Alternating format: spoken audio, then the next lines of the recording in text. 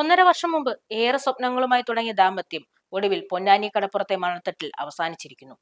കേവലം 23 വയസ്സ് മാത്രം പ്രായമുള്ള ഫാത്തിമ എന്ന പെൺകുട്ടി സ്വന്തം ഭർത്താവിന്റെ കൈകളാൽ ക്രൂരമായി കൊല ചെയ്യപ്പെട്ടിരിക്കുന്നു.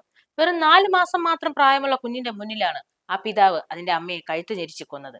ലഹരിക്ക് അടിമയായ ഭർത്താവിന്റെ അനാവശ്യമായ സംശയമെന്ന മാറാരോഗം ഒരു മനുഷ്യനെ എത്രത്തോളം മൃഗമാക്കുമെന്നതിന്റെ ഞെട്ടിക്കുന്ന ഉദാഹരണം കൂടിയാണിത്. ആ രാത്രിയിൽ തന്റെ ഭർത്താവുമൊത്ത് ബൈക്കിൽ കറങ്ങാൻ ഇറങ്ങിയപ്പോൾ ഒരുപക്ഷെ ഫാത്തിമയെ സംബന്ധിച്ചിടത്തോളം തന്റെ കുടുംബത്തോടുമുള്ള അവസാന നിമിഷമായിരിക്കുമെന്ന് വിചാരിച്ചു കാണില്ല. എന്നാൽ തന്റെ മരണത്തിലേക്കുള്ള യാത്രയാണതെന്ന് ആ പാവം അറിഞ്ഞിരുന്നുമില്ല. കടപ്പുറത്തെ മണൽത്തിട്ടയിൽ ആരും കാണാതെ കുഴിച്ചു മൂടപ്പെട്ട ആ ശരീരം തെരുവ് നായ്ക്കൾ മാന്തി പുറത്തെടുത്തുകൊണ്ട് മാത്രമാണ് ഈ കൊലപാതകം ഇത്രയും വേഗം പുറംലോകത്തേക്ക് എത്തിയത്. സ്വന്തം കഴുത്തിലെ ഷാള് തന്നെ ഫാത്തിമയുടെ ജീവൻ എടുക്കാനുള്ള മാർഗമായി മാറി.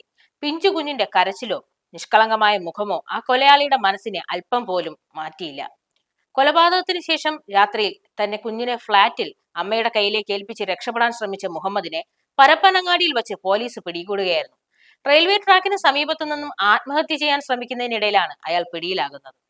അമിതമായ ലഹരി ഉപയോഗിക്കുന്ന പ്രതി മനസ്സിൽ സ്വയം സംശയങ്ങൾ സൃഷ്ടിച്ചെടുത്തതാണ് അപകടത്തിന് കാരണമായത്. ലഹരിയുടെ പിടിവിട്ട സാഹചര്യത്തിൽ രക്ഷപ്പെട്ടു പോകാനുള്ള മാർഗമായിട്ടായിരിക്കണം ആത്മഹത്യ ചെയ്യാൻ പോകുന്നു എന്ന് വീട്ടുകാരെ അറിയിച്ചത്. നിയമത്തിന്റെ പിടിയിൽ അകപ്പെട്ടുവെങ്കിലും ഇത്തരം പ്രതികൾക്ക് കൃത്യമായ ശിക്ഷ നൽകേണ്ടത് അത്യാവശ്യമാണ്.